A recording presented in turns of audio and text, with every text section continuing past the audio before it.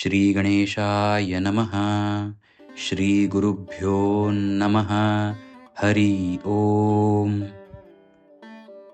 ऋणविमोचन नरसिंहस्तोत्रम्। ध्यानं वागीशायस्य वदने लक्ष्मीर्यस्य च वक्षसि यस्यास्ते हृदये संवितं नरसिंहमहं भजे। अथ स्तोत्रम्।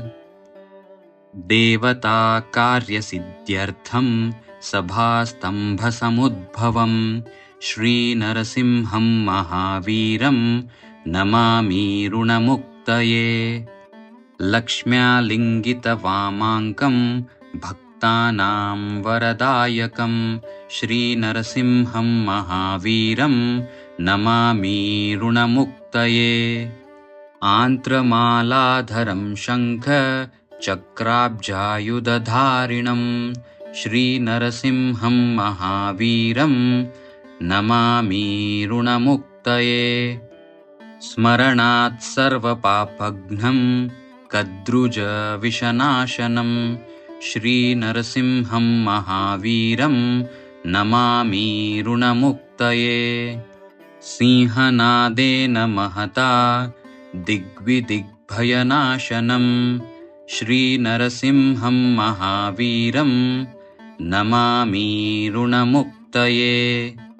प्रह्लादवरदश्रीशं दैत्येश्वरविदारणं श्रीनरसिंहं महावीरं नमामि ऋणमुक्तये। क्रूरग्रहे पीडितानां भक्तानां भयप्रदं श्रीनरसिंहं महावीरं नमामि ऋणमुक्तये।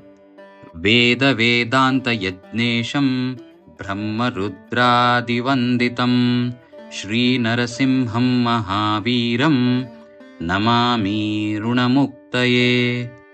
इत्थं यः पठते नित्यं ऋणमोचनसिद्धये अनृणो जायते शीघ्रं धनं विपुलमाप्नुयात्।